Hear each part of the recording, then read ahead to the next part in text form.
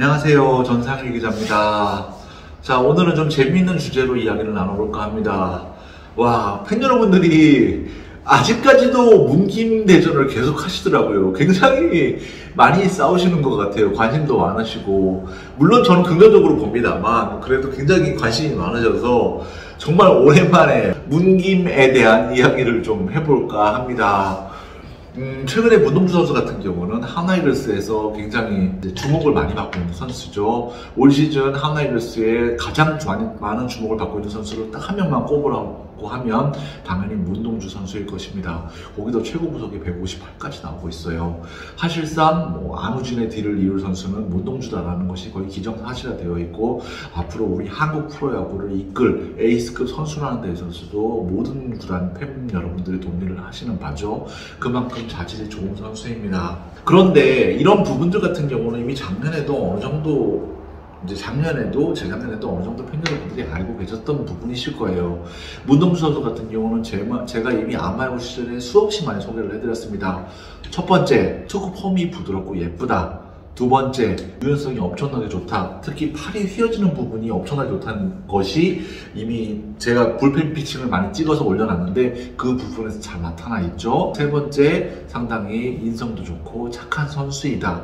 이런 부분에서 발전 가능성이 높다라는 부분들을 여러 번 말씀을 드렸었습니다. 그리고 문동주 선수 같은 경우는 하나이글스와 굉장히 인연이 많다고 생각이 되었던 것이, 고등학교 2학년 때 문동주 선수에 대한 기사를 제일 먼저 쓴 게 저였었거든요.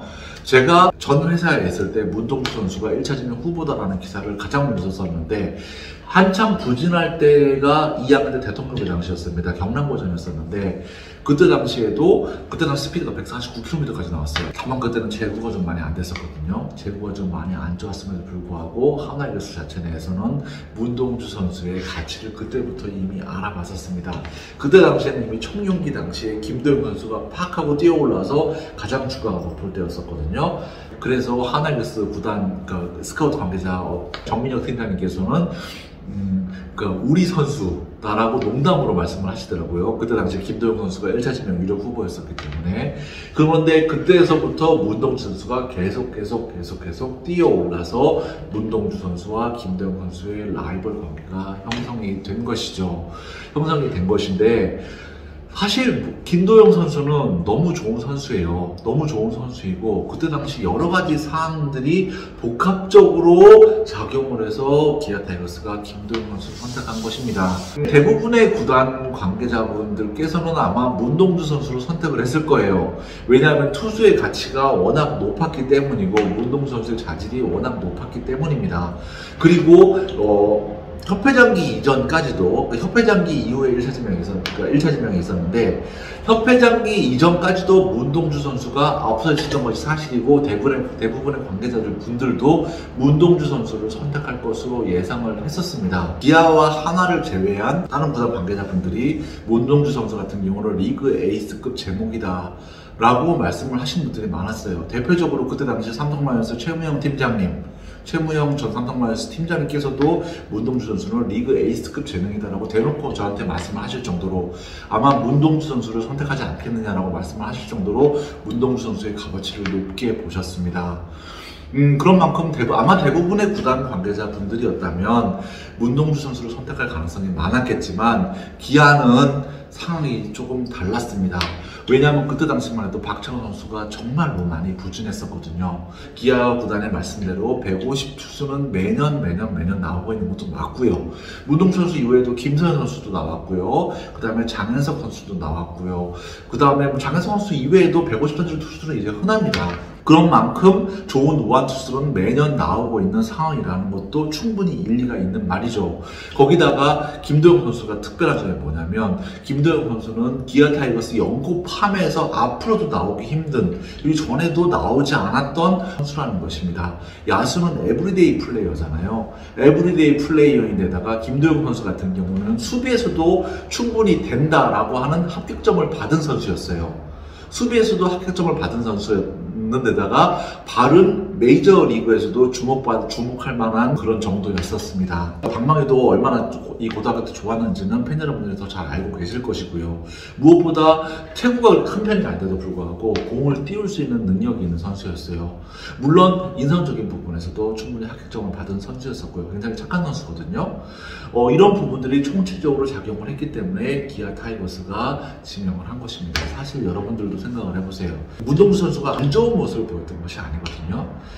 이미 고등학교 때도 153, 4, 5를 던졌던 선수입니다. 그런데도 불구하고 이런 선수를 걸렀다? 얼마나 많은 경기를 팀장님들이 보셨을 것이고 얼마나 많은 경기를 보고 판단을 내리셨겠어요. 아마 이 정도가 문동주 선수 급의 유망주를 걸은 사례는 앞으로도 없을 것이고 이전에도 없었을 것이라고 생각을 합니다. 그만큼 굳은 각오로 그 다음에 김도영 선수가 그만한 자질이 있고 기아 타이거스를 이끌어줄 것이라는 믿음으로 선택을 하셨다고 생각을 하기 때문에 이런 부분들은 팬들이 존중을 해주셔야 한다고 생각을 해요. 그리고 실제적으로 김도영 선수가 못 보여주고 있는 것이 아니죠. 시범 경기에서 제가 직접 가서 올해도 경기나 직접 보기도 했고 TV로 지켜봐도 김도영 선수는 충분히 잘 클 수 있는 자질이 있다고 생각을 하고 정말 지금도 너무 잘 성장을 하고 있다고 생각을 해요. 그리고 현 상태에서 야수 기근이 엄청나죠. 김도영 선수만한 야수는 언제 나올지 몰라요.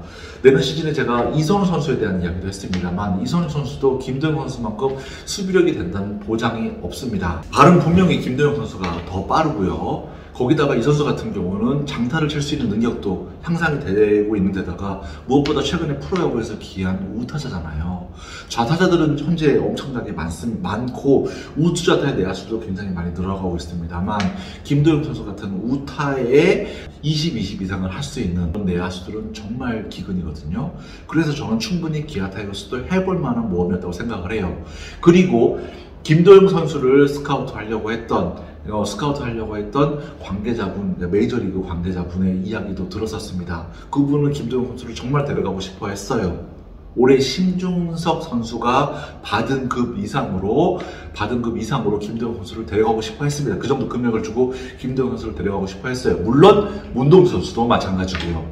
두 선수 모두 다 메이저리그에서 실질적인 오퍼를 할 의향이 있었던 선수들입니다. 그 두 선수 모두 다 메이저리그의 어떤 신분 조회와 등록이 된 선수이고 두 선수 모두 다 실제적인 제안을 메이저리그에서도 이 선수들을 데려가서 키우려고 생각을 했었던 그런 선수들이라는 점에서 공통점이 있는 것이죠.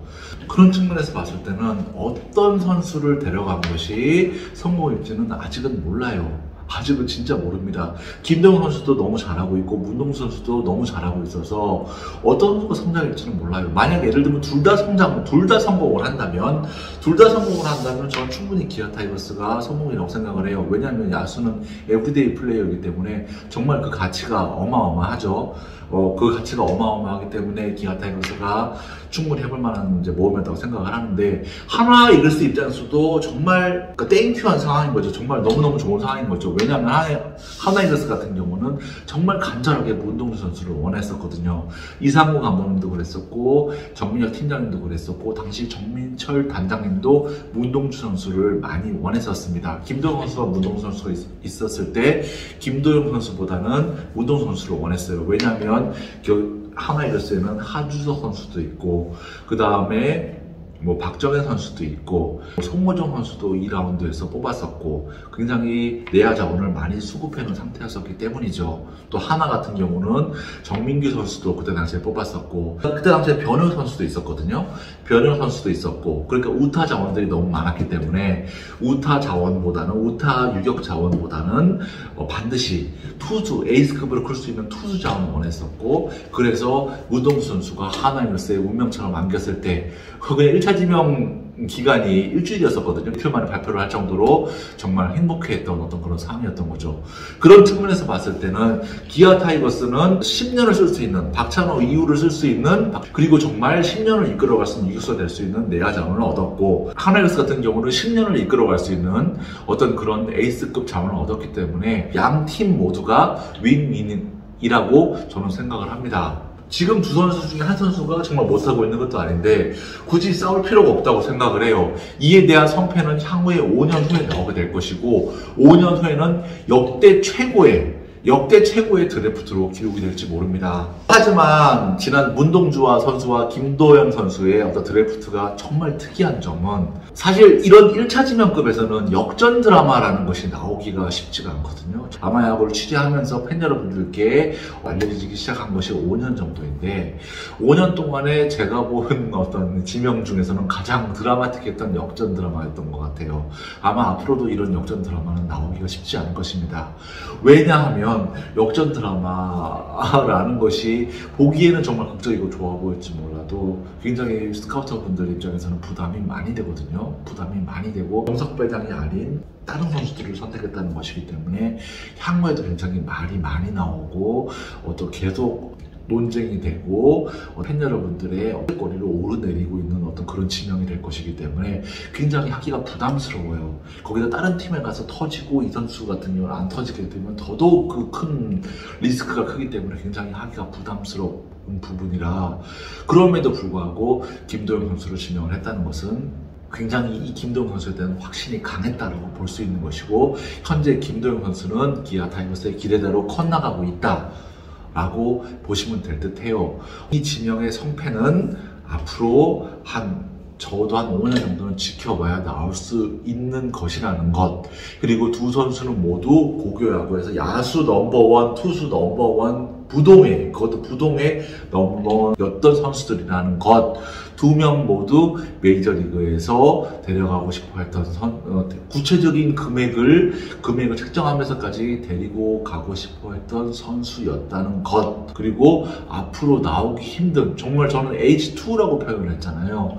H2급의 라이벌이었다는 점. 이런 점 등을 지켜봤을 때 정말 역대급 차지명이 될 수 있는 어떤 사례였다는 점. 이 점들은 확실하다라고 말씀을 드릴 수 있을 것 같아요. 기아 타이거스 팬분들은 너무 좋은 선수, 너무 좋은 정말 리틀 이정범을 얻었고 그 다음에 하나이글스 같은 경우는 리틀 정민철을 얻은 어떤 그런 드래프트였으니까요. 너무 서로에 대해서 비교하지 마시고 그 다음에 우리 선수들 김도영 선수와 문동주 선수에 대해서 정말 많은 성원 보내주시길 바랍니다.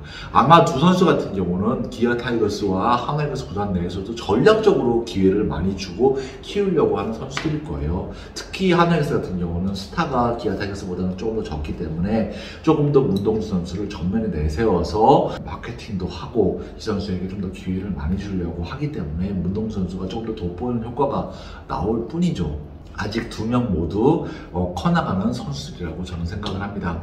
이 두 명 같은 경우는 이때부터 제가 취재를 했고 정말 그때 3학년 때는 광주에서 살았었어요. 정말 얼마나 많이 갔었는지 와 진짜 광주가 전 서울 본사보다 광주에서 더 오래 있었던 것 같아요. 그런 정도로 취재를 많이 했던 선수들이었기 때문에 이 두 선수에 대한 애정이 깊습니다. 저는 앞으로도 영상을 찍고 취재를 함에 있어서 저는 조금 더 젊은 선수들에 대해서 취재 포커스를 맞추려고 노력을 많이 하거든요. 물론 제가 아마야구를 취재했었기 때문이기도 하지만 젊은 선수들이 많이 나와줘야 프로야구판이 산다고 생각을 해서 저는 퓨처스 리그도 취재를 많이 할 것이고 이런 젊은 선수들에 대한 기사를 조금 더 많이 쓰려고 노력을 할 것입니다. 오늘 영상은 문동주 선수와 김도영 선수에 대한 이야기를 해봤습니다. 한국판 H2에 대한 이야기를 해봤는데요. 아마 4년 후 WBC에서는 이 두 명이 주전으로 나가서 활약을 할 것이라는 것을 믿어 의심치 않으면서 해당 영상 그만 줄이겠습니다.